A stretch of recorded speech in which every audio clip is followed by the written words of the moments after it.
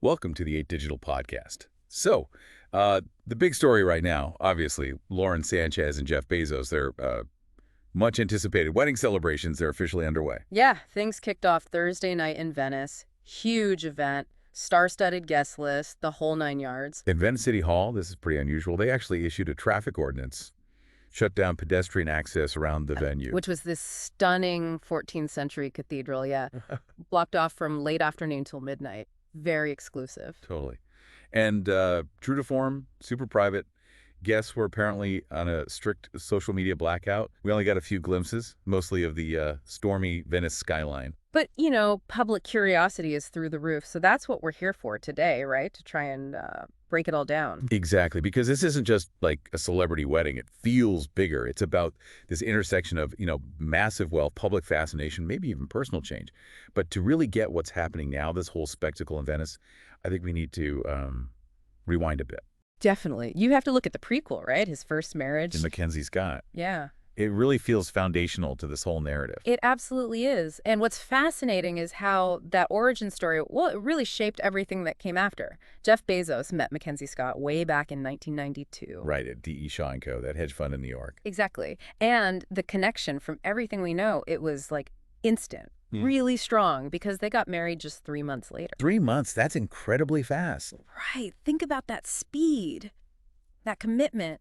It sort of set the stage for, well, one of the biggest partnerships in modern business history, really. It's an amazing start, isn't it? And it wasn't just, personal. Their early life together, it really paints this picture of, like, shared ambition, a huge vision. Totally. Just 2 years after meeting, 1994, they did the famous thing, quit their jobs. Stable jobs, too. Packed everything up, drove across the country to Seattle. And started Amazon in a rented garage. The classic story. But Mackenzie wasn't just, like, cheering from the sidelines. She was crucial in those early days, wasn't she? Oh, absolutely crucial. Rolling up her sleeves, helping with the initial business plan. It's hard to imagine Amazon becoming what it is without her right there at the beginning. Yeah, really in the trenches with him. Indeed. And think about the duration. Their marriage lasted over 25 years, a quarter of a century. Wow. And for all that time, their personal and professional lives were just completely tangled up. As Amazon grew from that garage startup to this, global giant. Reshaping everything. Right. Their relationship was at the center of it. Which brings up the big question, right? What happens, personally, financially, when a partnership like that, tied to that much wealth, bends? The fallout is massive. And we saw it play out so publicly. January 9th, 2019, that's when they put out that joint statement. Announcing the divorce. Saying it came after a long period of loving exploration and trial separation, and that they plan to continue our shared lives as friends. That phrase, loving exploration. Right. For a couple like that, it raises an eyebrow, doesn't it? It sounds almost too amicable. Especially with the stakes involved. What does that even mean? Well, it's classic PR, isn't it? Masterclass in managing the narrative. Signal respect, keep it calm. Exactly. Minimize friction, avoid a nasty, drawn-out court battle. That could have been incredibly damaging, especially for Amazon. And the divorce itself was surprisingly fast, considering the money involved. Incredibly swift. Finalized by April 2019, just a few months after the announcement. That speed tells you a lot about how much they wanted to keep it clean, efficient, and mostly out of the headlines. And the financial side. I mean, just staggering for most people. Mackenzie Scott got 25% of their Amazon stock. Which at the time was about 4% of the whole company. Valued at, roughly $35.6 billion? Billion, with a B. Just like that, she became the third wealthiest woman in the world. It's mind-blowing. Really shows you the sheer scale of Amazon's growth. And it highlights a really key point. They didn't have a prenup the first time around. Ah, right. That's crucial. Under Washington state law, community property, she was legally entitled to half of everything earned during the marriage. So that settlement, while huge, was actually a negotiation. So Jeff kept 75% of their stock. And crucially, all the voting rights, which let him keep control of Amazon. But that lack of a prenup the first time, its consequences definitely set a precedent for how, future relationships involving massive wealth might be structured, especially his. Okay, but here's where it gets kind of weirdly poetic almost. The divorce announcement tweets. Oh, yeah, the tweets. April 4th, 2019, they both tweeted separately. And someone noticed. Both tweets were exactly 93 words long. Exactly. 93 words. The coordination is incredible. You have to wonder, right, coincidence or something more. Seems unlikely to be just random. Well, someone later pointed out they got married in 1993. 93. Yeah. And some unconfirmed reports even suggested the license was issued September 1st, 1993. Maybe the ceremony was September 3rd, 93. Wow. So like a hidden nod in the middle of this massive divorce. It suggests something, doesn't it? Maybe a kind of respect, an intellectual connection that lasted beyond the marriage itself. A way to end it with a bit of grace, even amidst billions of dollars. It's quite a story. It really makes you think. And Mackenzie Scott, since then, she's just carved out this incredible path in philanthropy. Oh, absolutely redefined it in many ways. People say she's giving her money away like it's going out of style. Billions to equity, education, public health, and fast, like really fast. And with a trust-based approach, too, empowering organizations directly. It's not just about the amount, it's how she's doing it. Do you think her approach influenced Jeff Bezos at all? His own giving, like the Day One Fund or the Earth Fund? A lot of people think so, maybe consciously, maybe unconsciously. Her speed and focus definitely put pressure on other billionaires. It's like a new kind of keeping up with the Joneses, but for philanthropy. Setting a new bar. Exactly. It shifted the conversation, maybe pushed him towards more public, substantial pledges, from just having the wealth to actually distributing it. Okay, so that's the backdrop. Ambition, partnership, a huge split. Now let's pivot to the current story. The whirlwind romance leading to Venice. Jeff and Lauren. Right. This is where things get really dramatic and very, very public, a totally different chapter. So this new chapter with Lauren Sanchez, it really changed his public image, didn't it? How did they even meet? They first crossed paths back in 2016 at an Amazon Studios party, actually, for the movie Manchester by the Sea. Okay, but weren't they both married to other people then? They were, and that's a key detail, because it sets the stage for how their relationship eventually blew up in public. Blew up is right. It was January 10th, 2019, literally the day after he announced the divorce from Mackenzie. The timing was explosive. And the National Enquirer broke the story. Yeah. And they didn't just report it, they had, like, details. Leaked text messages. Intimate messages, going back to April 2018, apparently. Some were pretty vivid, like Jeff telling Lauren, "I love you, alive girl. I will show you with my body and my lips and my eyes very soon." Yeah, and things like, "I want to smell you, I want to breathe you in." It was a lot, especially the "I am in love with you." Total bombshell.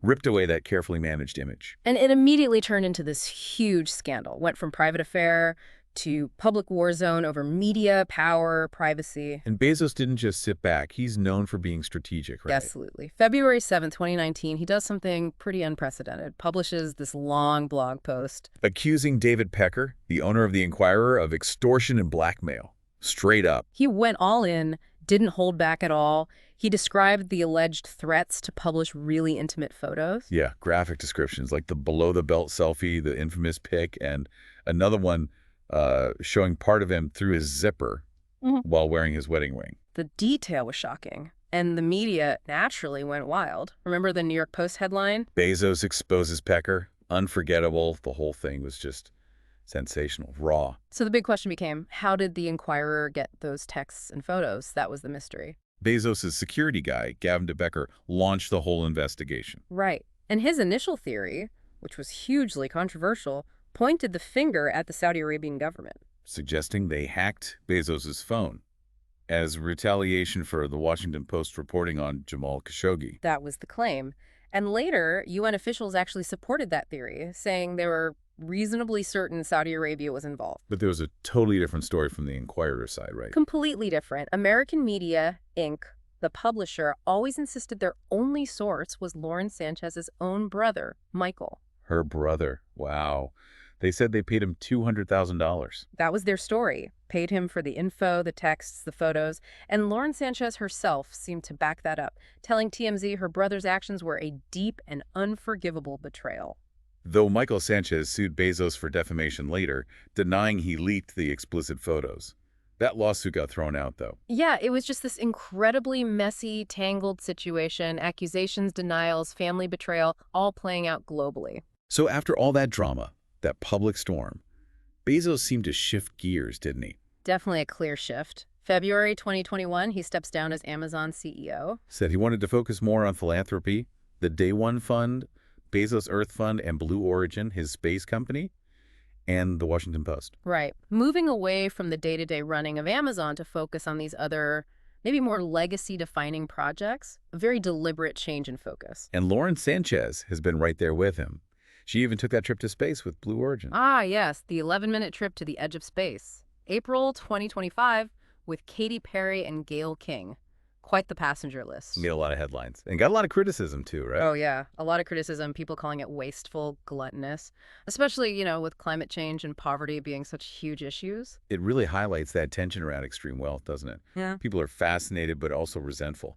Exactly. These huge displays of private fortune, they often feel disconnected from real-world problems. They become symbols in that whole debate about billionaires and their impact.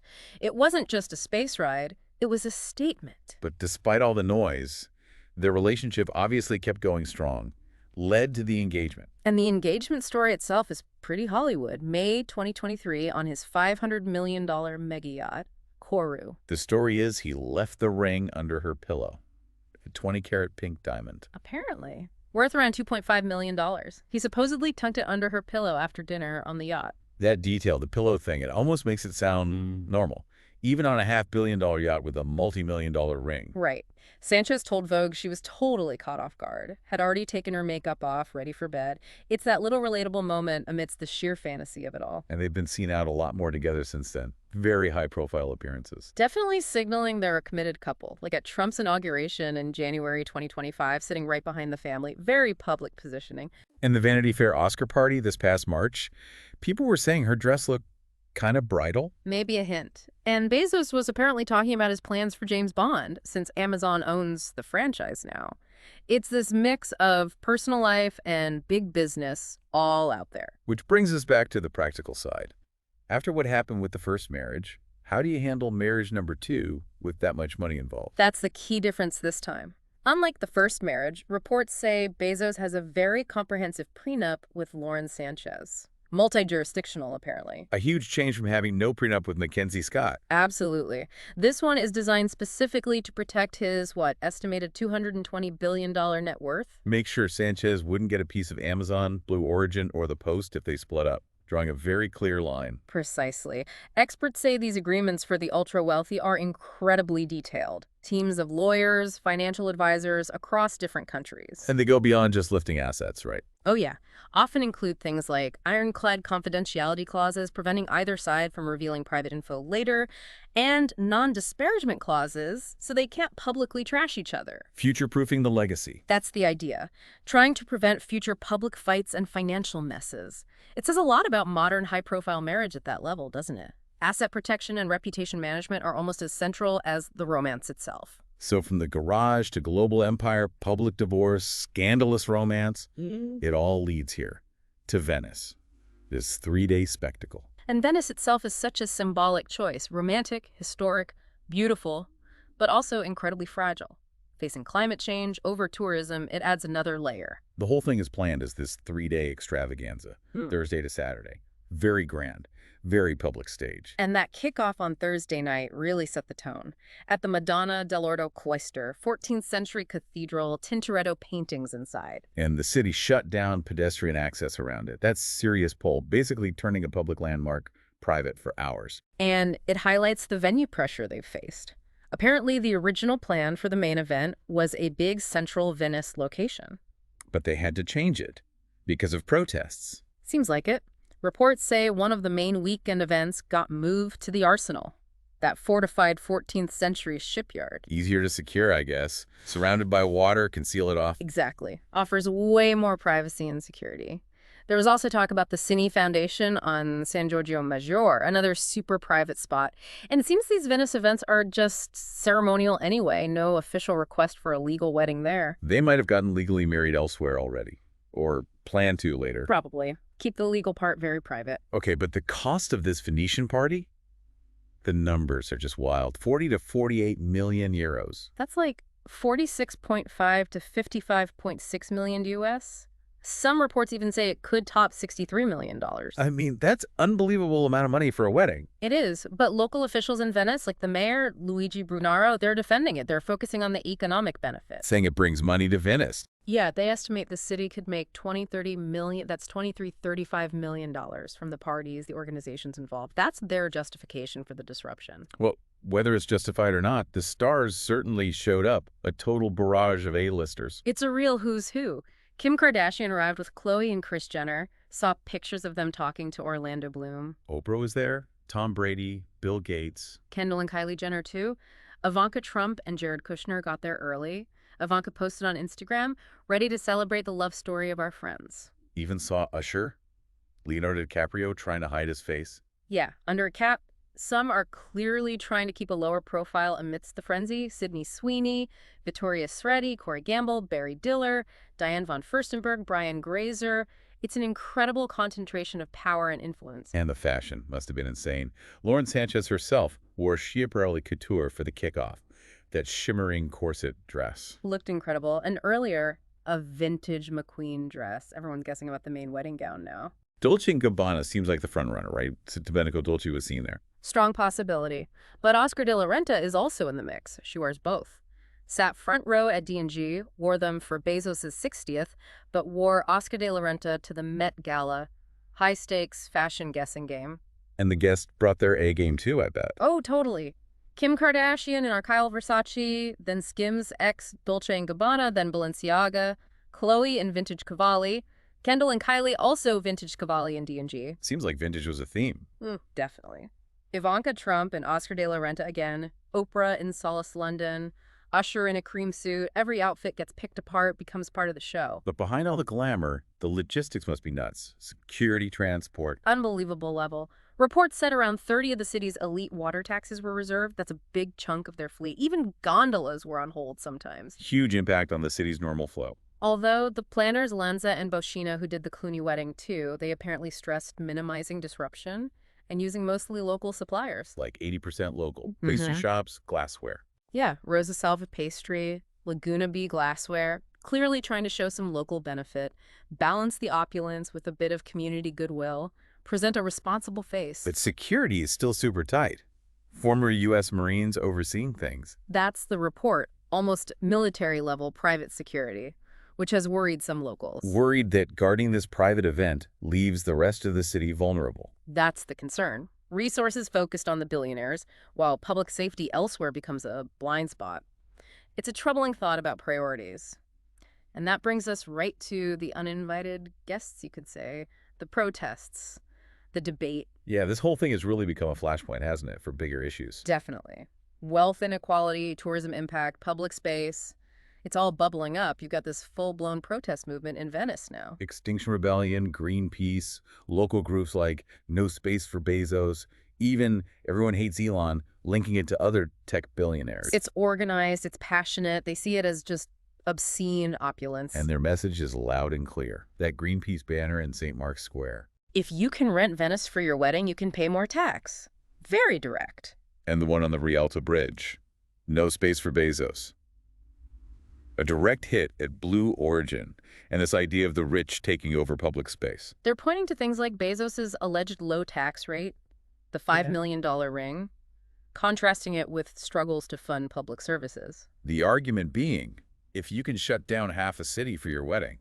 You operate on a different plane than everyone else. That's the core critique. And they've done these symbolic stunts too, right? The mannequins. Yeah, life-size mannequins of Bezos and Sanchez. A Bezos doll with fake money right in St. Mark's Square, trying to show how they see Venice as just a private stage, a potent visual. And it seems like the backlash actually worked to some extent, forcing that venue change to the arsenal. Apparently so. Yeah. Shows that public pressure can still have an impact, even on the extremely wealthy. Weren't there threats about inflatable crocodiles in the canals? Yeah, that was reported. Maybe more symbolic than serious.